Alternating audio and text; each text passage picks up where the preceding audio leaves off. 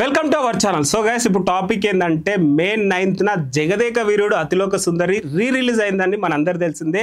And భారీ collections కూడా చేసింది. 150 crores మేబీ కలెక్షన్ చేసింది అనేసి నాకు అనిపిస్తుంది. అండ్ ఇంకో అప్డేట్ ఏంటంటే రాఘవేంద్రరావు డైరెక్షన్ చేశాడు అండ్ అశ్విని దత్ గారు ప్రొడ్యూస్ చేశారు. అండ్ ఈ మూవీ ఎంత పెద్ద బ్లాక్ బస్టర్ అయిందో మన అందరికి తెలిసింది ఒకప్పుడు. సో ఇంకో అప్డేట్ వదిలారు గైస్. ఆ అప్డేట్ ఏంటంటే Jagadeka Veerudu Athiloka Sundari release and sequel movie కూడా ఉండబోతుందంట.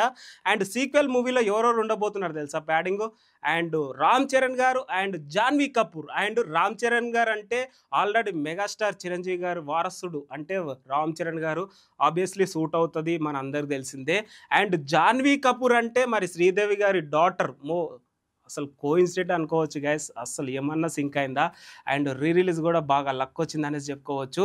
మేబీ ఈ సినిమా కూడా అశ్విని దత్ గారే ప్రొడ్యూస్ చేస్తారేమో అనేసి అనిపిస్తుంది. పక్కా చేస్తాడు. అండ్ వైజయంతి ప్రొడక్షన్ అంటే మన అందరికి తెలిసిందే, ఒకప్పుడు తోపు దుమ్ము దులిపేసింది ఆ ప్రొడక్షన్. సో మేబీ అదే ఈ మధ్యకాలంలో కల్కి సినిమా కూడా రిలీజ్ చేసి భారీ కలెక్షన్స్ కూడా చేసుకుంది. ఆ బిగ్గెస్ట్ ప్రొడక్షన్ అనేసి కూడా తెలుగు ఫిలిం ఇండస్ట్రీలో చెప్పుకుంటూ ఉంటారు. సో అలాంటి production Jagadeka Veerudu Athiloka Sundari release and మళ్ళీ సీక్వెల్ మూవీ కూడా తీయబోతున్నారు. అండ్ డైరెక్షన్ ఎవరో తెలుసా? నాగశ్విన్. కల్కి మూవీ డైరెక్టర్ నాగశ్విన్ గారు ఈ మూవీకి డైరెక్షన్ చేయబోతున్నారు అనేసి తెలుస్తుంది. రామ్ చరణ్ గారు హీరోగా, హీరోయిన్గా జాన్వీ కపూర్ అండ్ మిగతా క్యారెక్టర్స్ ఎవరు, టెక్నీషియన్స్ ఎవరు, ఇవన్నీ త్వరలోనే అప్డేట్ అయితే ఇవ్వబోతున్నారు.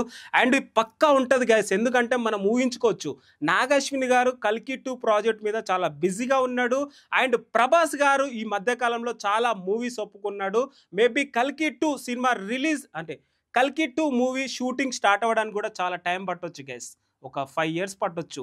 సో ఈ 5 years ఖాళీగా ఉండడం ఎందుకనేసి మేబీ నాగ్ అశ్విన్ గారు జగదేక వీరుడు అతిలోక సుందరి సీక్వెల్ మూవీ పైన ఉండబోతున్నాడు అనేసి నాకు అర్థమవుతుంది గైస్. ఈ మూవీ అయితే పక్కా స్టార్ట్ అవుతుంది, బిగ్ బ్లాక్ బస్టర్ అయితే కొడుతుంది.